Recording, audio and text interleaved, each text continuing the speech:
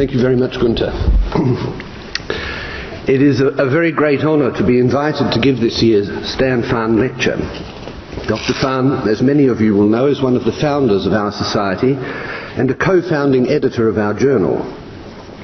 He has made numerous, perhaps countless, contributions to the field of movement disorders and Parkinson's disease throughout the world, not the least mentoring of many specialists and training of them over many years. Dr. Fahn is a renowned and influential expert in the core element of movement disorders, that is, the neurological clinical method. The neurological clinical method embodies the signs of a neurologist: the capacity to listen, observe, recognize patterns, decipher mimics, formulate a syndrome, formulate a differential diagnosis, and then classify illness. These are the signs of a neurologist, and the power of observation remains one of the cornerstones of neurology, in particular movement disorders.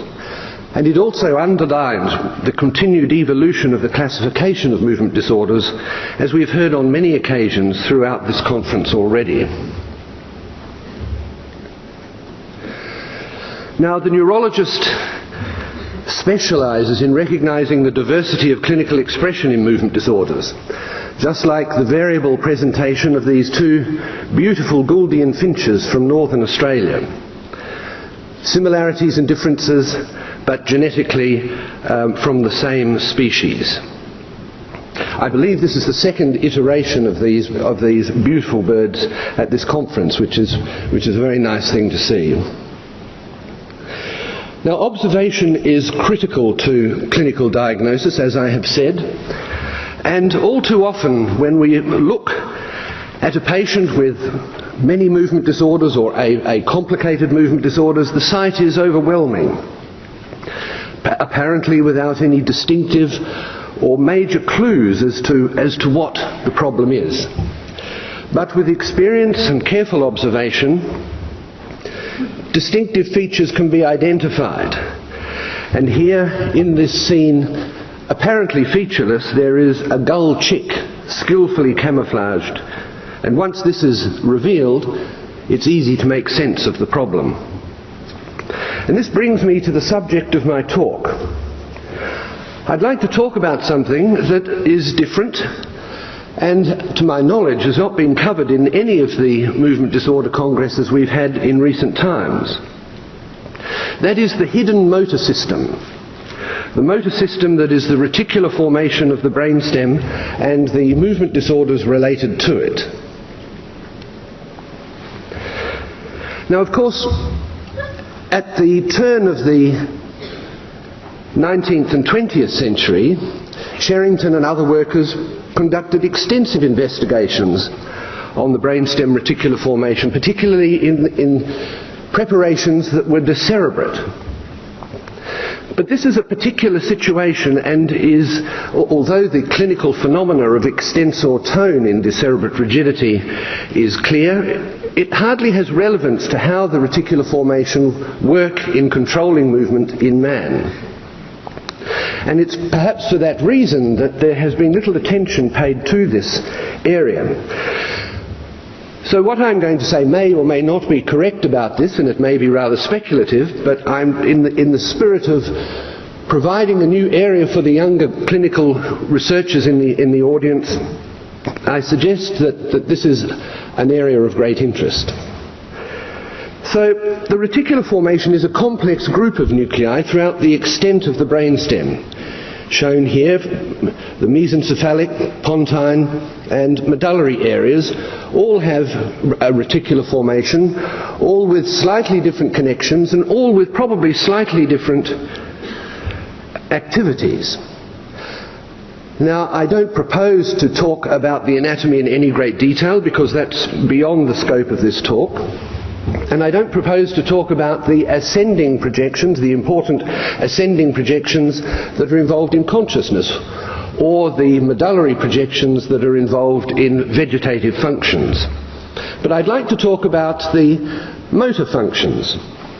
Now, we know that the premotor area, area 6, has a significant input into the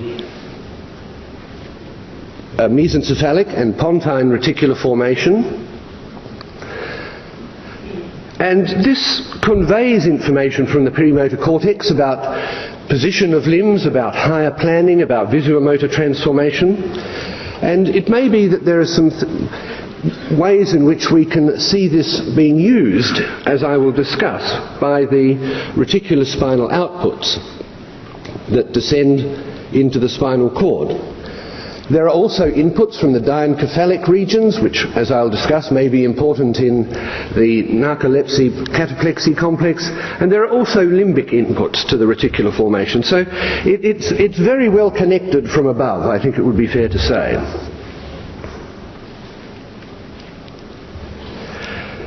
Now, what are the studies of this? What have they shown over many years beyond the early decerebrate rigidity experiments? Well, stimulation of the reticular formation invariably produces complex axial movements, and these often involve righting or sitting up of the trunk or an alteration in trunkal posture. And it's been shown that these responses from stimulating the reticular formation will persist even in the absence of a pyramidal tract, indicating that they are derived from downward traffic, if you like, in reticulospinal pathways.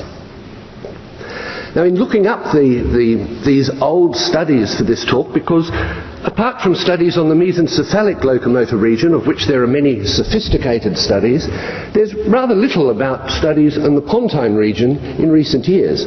But I came across this paper showing a tremor of 15 to 25 hertz elicited from stimulation in the reticular formation of the pons. And of course this overlaps the frequency of orthostatic tremor, about which there is much debate as to where it might originate. And I'm not aware of this finding being repeated anywhere else. Now, perhaps the most influential and complete studies of the reticular descending pathways was conducted over many years by Hans Kuipers and colleagues.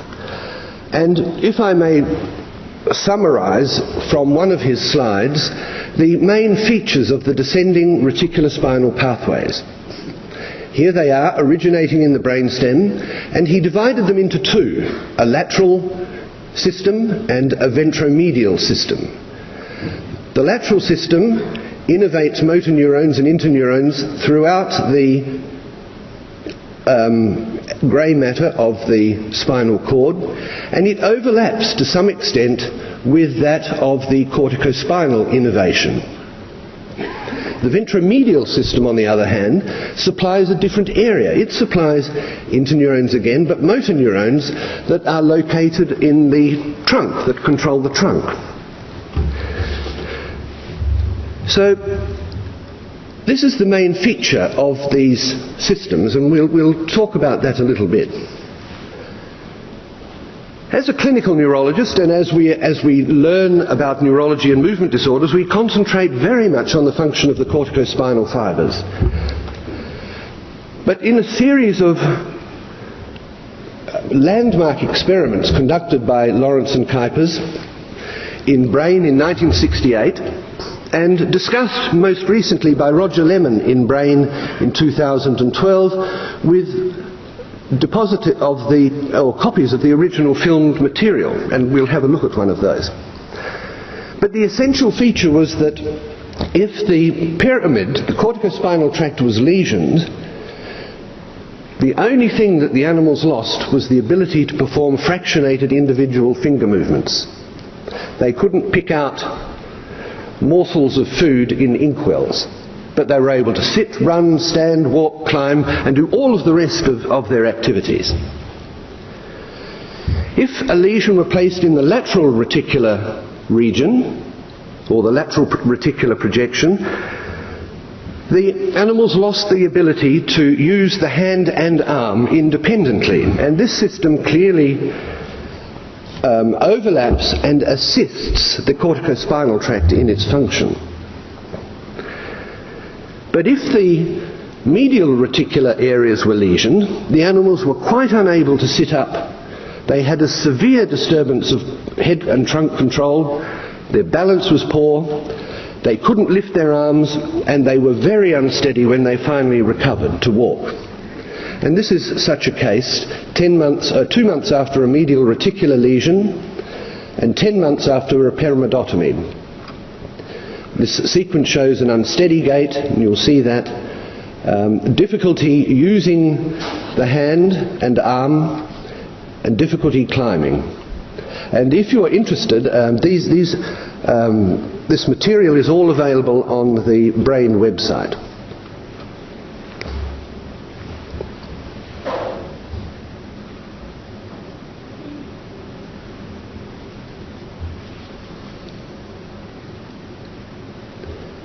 You can see the animal is very unsteady.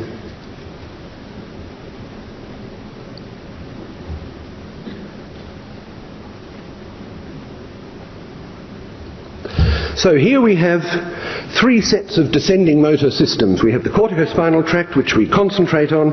We have a lateral reticular spinal system, and we have a ventromedial system, with the reticular spinal system setting the background. This is the hidden motor system, the background upon which the corticospinal system can execute the fine skilled movements that fingers and hands do.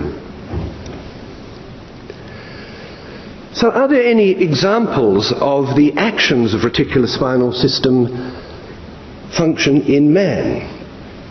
And there are some, but not many. But maybe there are more that we have not discovered because we don't routinely look for them. But limb movement in hemiplegia, a patient with a hemiplegia due to, say, a stroke affecting corticospinal pathways, may occasionally, and this may be more common than we realize, develop movements of the limb, coarse movements during yawning, coughing, sneezing, laughing and stretching. These sorts of things that you might imagine would activate the brainstem reticular formation and then the descending reticular spinal pathways. The movements that accompany fright and startle, perhaps reflecting limbic input to the reticular formation, modified by behaviour and other external stimuli. There are also associated responses or automatic responses. For example, the arm swing when we walk, or proximal muscle activity that stabilizes the limb and trunk during independent arm movement. And further examples include perhaps postural responses to stand, the righting and supporting reaction, or anticipatory postural reactions such as that we experience when we lift a light suitcase when we think we're lifting a heavy one. These are all pre-prepared activities that somehow are sorted out in the brain and transmitted to muscles that are not the direct movers in the task, but assist in the task that is about to be performed. And it seems likely that the brainstem reticular system is an ideal candidate for conveying many of these activities to the spinal motor neurons.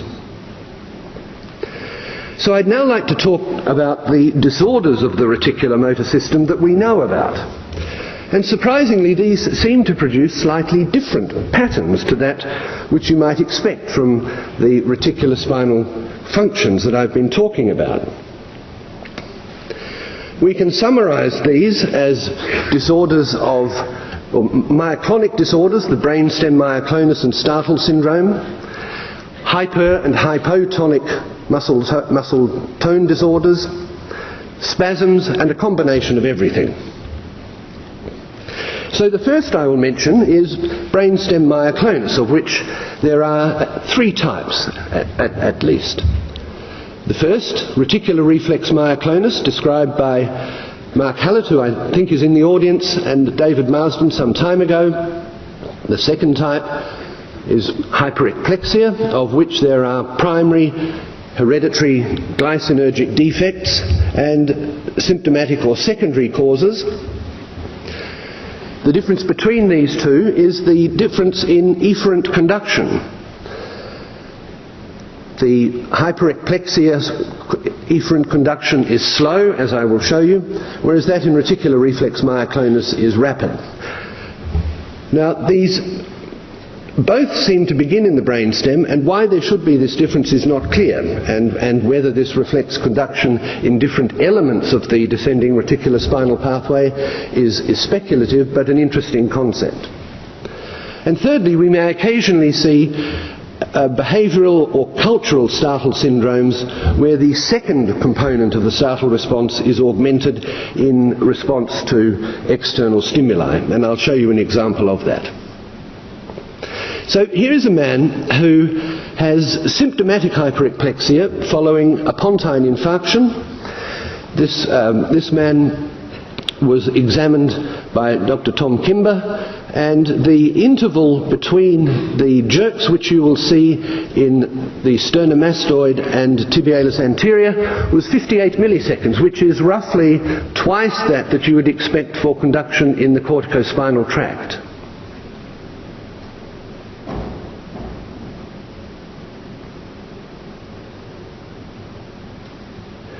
So you can see the response to sound.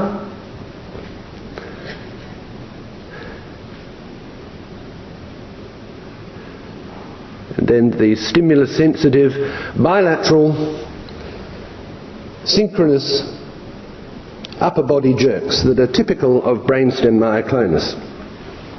Now there are some other examples in the literature that have been studied, and this one in particular from Professor Colbatch in Sydney had a similar case in which the patient had a hemiplegia, and there was no response in the hemiplegic limbs to corticospinal stimulation, but there were reflex jerks in response to stimuli like this, indicating that the reticular spinal tracts were responsible for the myoclonus. So the characteristics of brainstem myoclonus are generalized, upper body predominantly, stimulus sensitive, intervals in the descending conduction are longer than the corticospinal tract, and the response begins characteristically in the trapezius or sternomastoid, as you see here, then descends down the spinal cord and up into the brainstem. A very characteristic pattern. It is thought that the response is based on the auditory startle response that you see here, spreading into the brainstem and then descending down in the reticular spinal tracts. And this is a picture from Normals by Peter Brown, showing again the onset of this response in the sternomastoid. Now, we often hear about the culture-related startle syndromes, and just as an aside, I thought I would show you this in conjunction with the patient that you have seen before, and you can see there's quite a different response here. This is from a paper published in Movement Disorders, and you will see the response is much more vigorous, and it occurs much later. And in addition, it contains what we call an orienting response. So he's threatening, and you can see the same again here. And you see this is the orienting response that contains a behaviourally relevant response to the startle syndrome. And this too may come from the startle network. Here is a post-stimulus time histogram showing responses in the orbicularis oculi muscle. Here is the early response, which is the part of the response that's exaggerated in hyperexplexias. And here are the responses extending over many hundreds of milliseconds thereafter. And this is what is referred to as the late secondary response. It's influenced by psychological factors, it's modulated by amygdala, frontolimbic inputs, it contains this orienting reaction, and it may well be the underlying basis for the culturally related startle syndromes such as we have just seen. Now, just briefly, cataplexy is the acute loss of muscle tone without alteration in consciousness that leads to a slump in posture of the neck or trunk, as might happen when you are falling asleep in a lecture, and is a hypotonic disorder of the reticular system. I haven't got a video of this, unfortunately, but there are many on YouTube if you wish to see them. This condition is associated with narcolepsy and the loss of the hypothalamic neurons, and as we saw, there is input from the hypothalamus to the reticular system, and very occasionally there are rostral brainstem lesions that give rise to this aptly named limp man syndrome. And it's thought that the neurochemical changes that underlie this involve an imbalance of adrenergic and GABAergic transmission, and this is just the opposite of the stiff man syndrome. There are various explanations as to what this hypotonic disorder might be caused by, whether it's related to a disturbance of REM sleep with intrusion of REM sleep, atonia without sleep, or is it the converse of REM sleep behaviour disorder? But nevertheless, it is a form of hypotonic disorder that occurs in brainstem lesions. This is an example of the cortical evoked potential reduction during laughter in cataplexy. This must have been a very good experiment, I think. Here we see the responses to brain stimulation, and the patient is told a joke, which apparently was funny, and the cataplexy started, and you can see the progressive diminution in amplitude indicating a depression of spinal motor neuron excitability, which then subsequently returns as the laughter wears off. So the question, of course, is whether this is related to excessive descending inhibition, or whether it's related to a withdrawal of descending excitation. And again, I think this is obviously a very interesting topic to study in the future. Now, there are a number of hypertonic conditions that might occur in disorders of the reticular spinal pathways. The first of these is progressive encephalomyelitis with rigidity, an inflammatory or immune disorder, shown here in a man who has a bulbar syndrome and quite marked rigidity. His corticospinal tract is intact. There may also be spasms in this condition, and it's related in some way to the stiff man syndrome, which, shown here, presents with distal or peripheral limb rigidity along with axial rigidity in the lower lumbar region particularly. Now, it's often thought that the stiff man syndrome is a spinal disorder, and indeed the final pathway for the rigidity and spasms in the stiff man syndrome will come from the spinal motor neurons and perhaps interneuronal networks. But these are under descending control, again, from the reticular spinal systems. And in some patients, we can demonstrate that both auditory stimulation and digital stimulation of an index finger, so remote from the site of the muscle activity, can elicit very similar patterns of response in distal muscles, the paraspinal muscles here and leg muscles here. And we see here these phasic bursts of activity that are then followed by a prolonged tonic burst, which is what we see when the limb adopts the spasm. So the most likely candidate to conduct both of these activities to the spinal cord is the reticular spinal system itself. And in rare patients with stiff person syndrome followed over long periods of time, we can demonstrate reflexes that are classical of brainstem myoclonus. And here is such a patient who I've followed for nearly 20 years, who presented with a stiff leg, then developed a stiff abdomen and back, and now she has this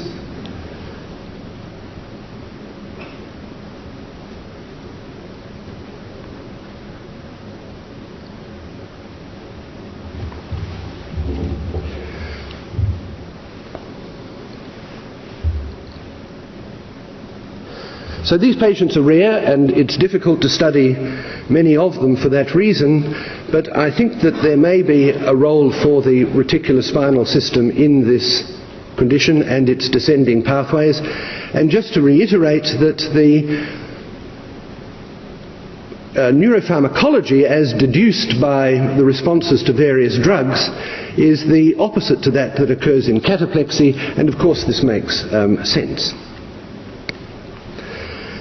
Now finally, I'd like to turn to acute hypotonia in hyperexplexia or tonic spasms. These are episodes of generalized stiffness with an inability to move, falls with injury, preservation of consciousness, and there are very few of these recorded, and I will show you one example. These are induced by sound or occasionally visual stimuli in patients with hereditary hyperexplexia. They last for a few seconds or so, and we don't know what causes this. We don't know what causes this.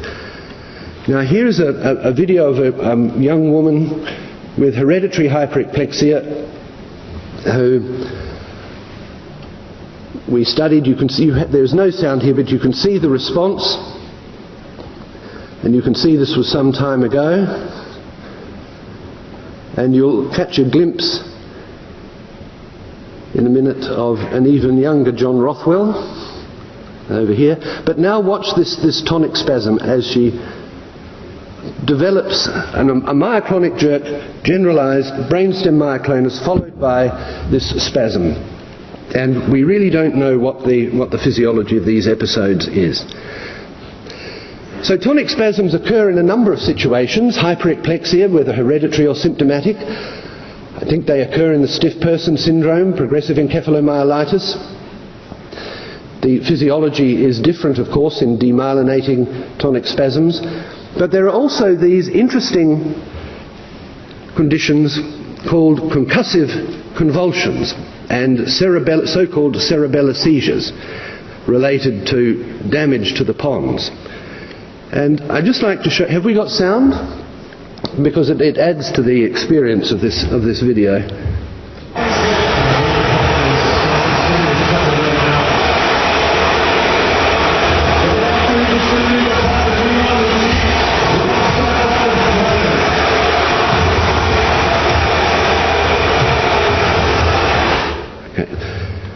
So these are tonic spasms, and these have been referred to as concussive convulsions,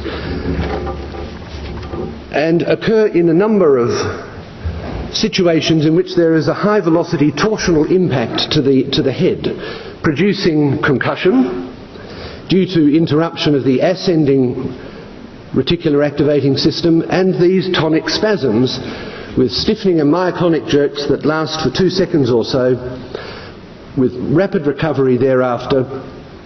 And I think these represent transient traumatic functional decerebration, that is disconnection of the reticular motor systems.